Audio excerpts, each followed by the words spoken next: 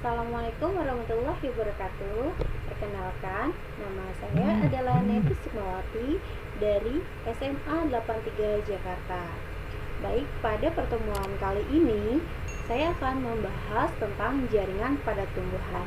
Yang pertama yang akan dibahas yaitu tentang struktur jaringan pada tumbuhan, dan yang kedua adalah organ pada tumbuhan. Baik, sebelumnya anak-anak kalian siapkan dulu ya buku catatan, dan kemudian kalian tuliskan jawaban kalian di buku catatan. Udah siap belum? Baik, pertanyaannya adalah jaringan apa saja yang menyusun tubuh tumbuhan? Yang kedua, apakah fungsi organ pada tubuh tumbuhan? Dan yang ketiga, tahukah kamu apa itu kultur jaringan? Jangan lupa untuk menjawabnya di buku catatan kalian. Nanti kalian silakan hubungi ibu untuk mengumpulkan tugasnya, atau kalian bisa menyimpan tugas tersebut ke Google Classroom kita. Selanjutnya kita akan membahas tentang struktur jaringan pada tumbuhan.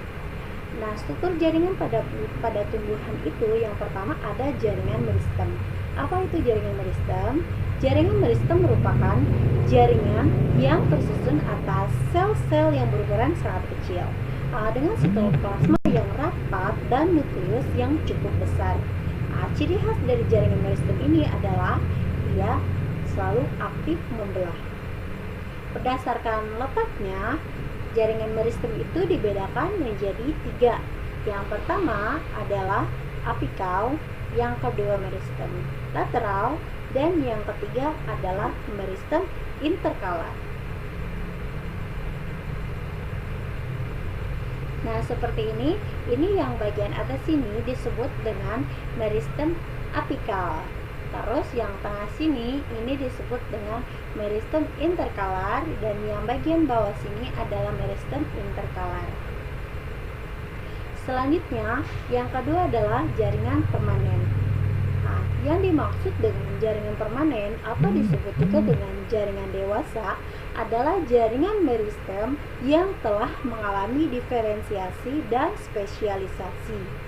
Jaringan dewasa ini dibedakan atas 4 macam. Yang pertama adalah jaringan epidermis, yang kedua adalah jaringan parenkim, yang ketiga adalah jaringan penyokong, dan yang keempat adalah jaringan pengangkut. Selanjutnya, pada jaringan epidermis, nah jaringan epidermis ini dia letaknya itu ada di bagian atas,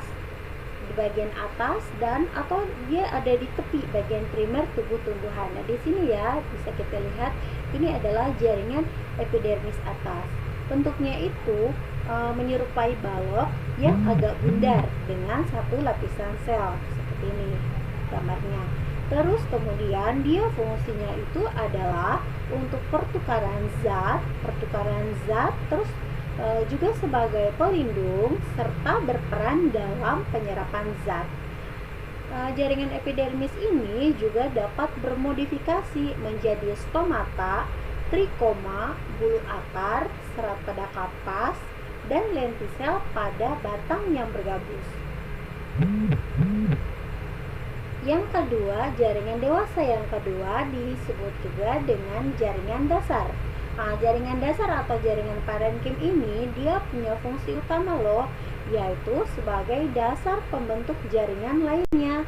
Fungsi lainnya itu adalah sebagai tempat penimbunan cadangan makanan, sebagai sel sekresi, tempat penyimpanan air, dan sebagai tempat untuk sintesis makanan bagi tumbuhan. Nah, ini adalah sel parenkim jika dilihat dari mikroskop. Nah, jika diperbesar kita akan melihat di sini ada nukleus, terus kemudian vakuola yang tengah yang besar, terus ada sitoplasma yang berlapis tipis, dan ada juga ruang udara intraseluler. Ini adalah contoh jenis sel parenkim yang mengandung kloroplas yang berfungsi sebagai dalam proses fotosintesis ya. Contohnya itu pada tanaman air Eloda sp. Terus kemudian jaringan parenkim pada akar, contohnya pada Ranunculus sp. Fungsinya itu sebagai tempat penyimpanan cadangan makanan. Selanjutnya ada jaringan penyokong. Nah, jaringan penyokong ini jaringan yang dia itu fungsinya itu sebagai memperkuat tubuh tumbuhan. Nah, dia terdiri dari dua. Yang pertama ada sklerenkim dan yang kedua ada jaringan kolenkim. Bedanya apa antara sklerenkim dan kolenkim? Kalau sklerenkim dia itu mengalami penebalan dinding sel dari zat kayu atau disebut dengan lignin yang dapat memperkuat tubuh tumbuhan. Terus sklerenkim itu dibedakan menjadi serat atau serabut dan sklereid atau sel batu. Serat itu adalah sel-sel sklerenkim yang seratnya itu panjang dan sering ditemukan berkelompok pada kayu, batang, dan tulang daun. Sklereid adalah sel-sel sklerenkim yang seratnya pendek, terus kemudian bentuknya relatif bulat dengan dinding yang tebal. Selanjutnya, ini adalah contoh dari sel serat pada batang bambu. Kemudian ada jaringan sklereid atau sel batu pada biji buah ceri. Dinding selnya itu sangat tebal dan keras. Dia berfungsi untuk menyokong struktur biji. Selanjutnya adalah kolenkim. Kolenkim ini dia mengalami penebalan dinding dari selulosa. Fungsinya untuk menyokong jaringan pada organ yang masih muda dan tua. Selain itu, dia juga berfungsi untuk menyokong jaringan pada tangkai. Macam-macam kolenkim adalah yang kolenkim berdinding tebal. Terus kemudian yang kedua, penebalan di sudut sel. Yang ketiga, ruang antar sel. Selanjutnya, jaringan pengangkut. Nah, jaringan pengangkut ini terdiri atas silem dan floem. Kalau silem itu fungsinya mengangkut air dan garam mineral, sedangkan floem itu dia berfungsi untuk mengangkut hasil fotosintesis. Nah, bisa kita lihat dari daun ini, jika diperhatikan lagi, jika diperbesar, maka di sini kita akan melihat perbedaan antara silem dan floemnya. Nah, seperti ini ya anak-anak. Kita lanjut.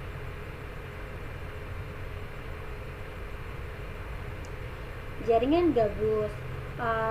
Sel-sel gabus dibentuk itu oleh kambium gabus, disebut juga dengan velogen. Terus velogen itu dia kalau membelahnya ke arah luar, dia akan membentuk velum atau jaringan gabus. Ini ya contohnya. Di sini bisa kalian lihat sendiri.